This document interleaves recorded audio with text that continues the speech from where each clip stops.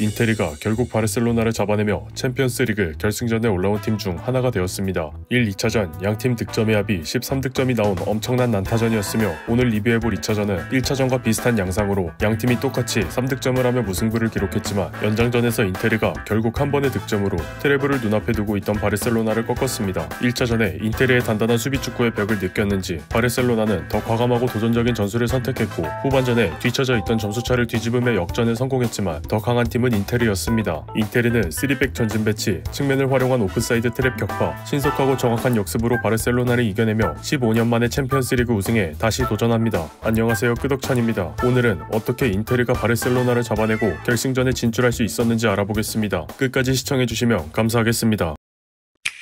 홈팀 인테리는 3-5-2의 포메이션으로 골키퍼의 얀 존머, 3백의 비색, 아체르비, 바스토니, 윙백의 둠프리스, 디마르코, 미드필더의 바렐라, 차라노글루, 미키타리안, 최전방의 라우타로 마르티네스와 티랑이 서게 됩니다. 인테리의 라인업은 1차전과 바뀐 게 없습니다. 라우타로가 지난 경기에서 부상을 당했지만 결국 명단에 들게 되었고 득점을 기록하며 좋은 활약을 펼쳤습니다. 이번 경기의 MOM도 둠프리스입니다. 1차전에선 바르셀로나의 측면을 경기내내 위협했으나 오늘은 조금 다른 스타일로 바르셀로나의 수비진을 위협했습니다. 어떤 활약을 펼쳤는지는 이후 챕터에서 말씀드리겠습니다. 바르셀로나는 4-2-3-1의 포메이션으로 골키퍼의 슈제츠니, 수비의 에릭 가르시아, 쿠바르시, 이니고, 제라르 마르틴, 미드필더의 더용, 페드리, 이선의 야말, 올모, 하피냐, 최전방의 페란 토레스가 서게 됩니다. 레반도프스키와 발데 두 명 모두 선발 명단에 들지 못했고 발데는 결장, 레반도프스키는 90분에 투입된 것으로 보아 풀타임으로 유의미한 경기력을 내지 못하는 상황인 것으로 보입니다. 바르셀로나도 1차전과 같은 라인업입니다. 조금 다른 게 있다면 쿤데가 부상으로 결장하게 되었고 이로 인해 야말의 파괴력이 조금 줄어들지 않았나 생각합니다. 한지 플릭은 굉장히 공격적인 컨셉의 압박 전술을 준비했습니다. 인테리가 지난 1차전에서 5백 기반의 수비 전술로 공과 라인을 한 번에 밑으로 내리며 한 방의 역습을 노렸으니 플릭은 이에 맞춰 에릭 가르시아와 마르틴을 올려버립니다. 디마르코와 둠프리스가 후방에서 수비 라인을 형성하다가 한 번의 역습을 노리며 뛰쳐나오는 게 너무 위협적이니 애초부터 인테리의 수비 라인에 윙백을 붙여서 뒷공간에 대한 부담감을 계속 심어주려는 의도라고 생각합니다. 이렇게 공격적인 압박으로 공의 소유권을 가져올 수 있다면 상당히 치명적인 공간에서 역습 찬스를 맞이할 수 있다는 좋은 이점으로 작용할 수도 있습니다. 어쨌든 풀백이 최소한 한 명이라도 전진해버리면 2명 혹은 3명으로 수비 라인을 형성해야 하기 때문에 뒷공간 관리에 부담감이 필연적으로 생기게 됩니다. 인테리는 일정 체급 이상의 팀과의 경기에선 수비적인 경기 운영을 하지만 한번 역습을 나올 때 굉장히 위력적인 역습을 합니다. 한지 플릭은 라인 컨트롤을 기반으로 한 오프사이드 트랩으로 인테리의 역습을 효과적으로 막아냈습니다. 이 장면은 바르셀로나가 공 소유권을 빼앗겨 라우타로가 공을 잡고 튀랑에게 패스를 하는 장면입니다. 이대로 쿠바르시와 에릭 사이로 튀랑에게 패스가 전달된다면 튀랑을 막을 수비수가 아예 없는 상황입니다. 이니고의 위치를 기억하시고 1초 뒤로 넘어가겠습니다. 이니고가 라인을 올려버렸기 때문에 패스가 전달되더라도 공격 자체가 무효가 돼버리는 상황입니다. 경기 극초반의 상황이긴 하지만 최후방에서 바로 전달되는 롱패스에도 예외는 없습니다. 패스를 하는 순간 라인을 올려 오프사이드를 만들어버리면 소유권을 가져오면서 높은 위치에서 공격을 시작하는 상당한 이점을 얻을 수 있습니다. 이렇게 얻어낸 공격 기회들을 경기 전체적으로 보면 잘 살렸지만 전반전에는 너무 답답할 정도로 잘 풀어내질 못했습니다. 하지만 야말만큼은 아니었다 할 수 있는데 1차전 내내 인테리의 수비를 휘젓던 모습은 2차전에서도 그대로였습니다. 야말이 공을 잡았을 때 디마르코와 미키타리안이 더블팀 사이의 빈 공간이나 측면의 공간을 바스토니가 커버하는 방식의 빈틈없는 수비 방법으로 인테리는 야말을 막으려 했습니다. 하지만 한순간이라도 디마르코가 야말을 놓쳐버린다면 이렇게 야말과 골대 사이가 열려버리게 됩니다. 그렇다고 야말을 향한 더블팀이 효과가 있었냐 한다면 저는 그것도 아닌 것 같습니다. 야말이 공을 잡으니 어김없이 디마르코와 미키타리안이 붙습니다. 측면으로 가두고 공을 뺏으려고 의도한 것 같은데 야말이 그걸 드리블로 뚫어내고 기어이 골대 앞까지 가버립니다. 바스토니의 태클이 조금이라도 잘못 맞았다면 바로 PK로 이어질 수도 있었던 위험한 상황이었습니다. 메시나 네이마르가 생각날 만큼의 야말의 개인 퍼포먼스만큼 후반전 바르셀로나의 팀 공격도 좋았습니다.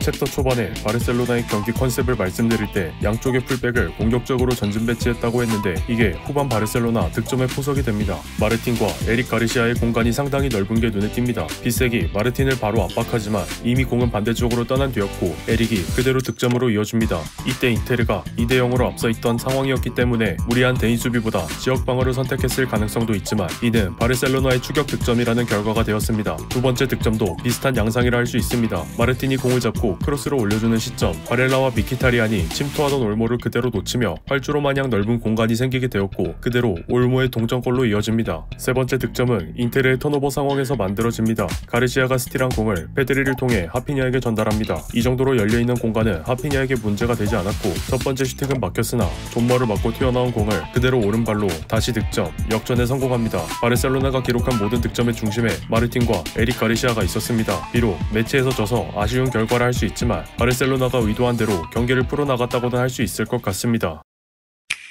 이전 챕터에서 바르셀로나는 인테르의 수비를 윙백을 올린 도전적인 압박으로 무효화를 시도하고 오프사이드 트랩을 형성하여 공격을 봉쇄했다고 했는데 인테르는 수비수들을 통해 이를 부수기 시작했습니다. 바르셀로나의 좌우측 풀백이 좋은 활약을 보여주었지만 발데나 쿤데만큼의 기동력은 없다 보니 둠프리스나 디마르코를 속도로 막는 데는 문제가 있었습니다. 바르셀로나와 인테르의 경합 상황, 인테르가 공의 소유권을 가져왔고 이 스틸된 공을 디마르코가 그대로 침투하는 둠프리스에게 연결, 둠프리스는 비어있는 라우타로에게 패스를 건넸고 이 패스는 그대로 득점으로 이어집니다. 휘랑과 라우타로를 활용한 라인 브레이킹은 한계가 있으니 애초부터 살짝 뒤에 위치한 윙백을 통해 바르셀로나의 라인 컨트롤을 무력화시키는 것입니다. 인테르의 수비수 활용은 윙백에 한정되지 않았는데 센터백인 바스토니가 앞으로 드리블을 시도하거나 후반전 추가 시간 한정이지만 바스토니와 아체르비를 대놓고 공격 지역에 배치하는 것입니다. 윙백을 전진시켜 전방부터 압박하는 바르셀로나와 비슷하게 신장 190의 거구를 2명이나 앞으로 배치하며 제공권에서부터 유리함을 가져가려는 의도입니다. 인테르의 동점골이 그렇게 발생했는데 오프사이드 라인에 걸리는 아체르비와 타레미 대신 둠프리스가 튀랑의 패스를 받았고 공을 받은 둠프리스는 그대로 아체르비에게 땅볼 크로스, 골대 상단을 향한 기습적인 슈팅으로 동점골을 만들어냅니다.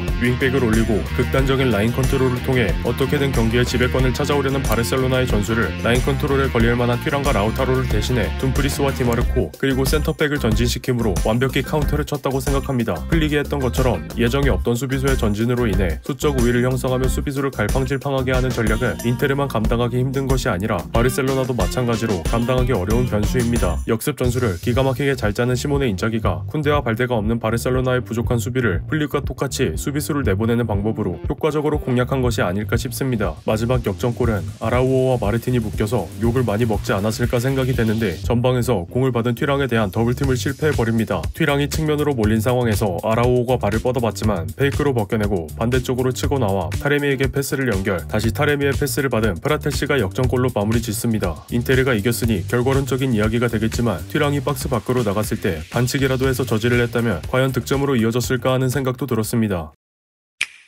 준결승팀이 결정된 시점까지만 해도 바르셀로나와 인테르는 트래블을 눈앞에 두고 있었습니다. 하지만 바르셀로나는 주전 공격수와 윙백 2명이 동시에 부상을 당하며 예정에 없던 전력 누수가 있었습니다. 일정이 선수들에게 너무 혹사를 당하는 구조다라고 말할 수 있지만 반대로 인테르라고 해서 일정이 여유롭거나 선수들이 부상에서 자유롭지는 않습니다. 운이 아예 따르지 않았다고 볼 수는 없지만 인테르는 그런 상황들을 잘 이겨내서 결승전에 진출했습니다. 결정적인 시간대 3백 중에 2명을 전방에 올리는 과감성, 상대방이 사용한 전술의 약점을 그대로 돌려주는 전략, 한 번의 기회가 왔을 때 확실히 살려주는 결정력 등은 인테르가 우승에 도전할 만한 팀이라고 스스로 증명한 것이 아닐까 합니다. 오늘 영상은 여기까지입니다. 끝까지 시청해주신 분들께 감사의 말씀을 드립니다. 영상이 유익하셨다면 구독과 좋아요, 알림 설정까지 부탁드립니다. 더 좋은 영상으로 보답해드리도록 하겠습니다. 감사합니다.